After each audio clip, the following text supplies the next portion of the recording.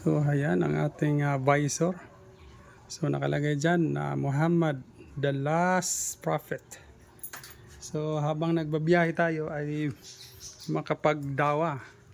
Tiyak na mababasa ng ating mga kapatid na hindi pa mga Muslim. At pag sa likod naman, ito ang kanilang mababasa. Islam, the religion of all prophets. So ayan, walang ligtas. Sa likuran, basa nila yan, yung mensahe na yan. At sa likod, Muhammad the last prophet. Yun o.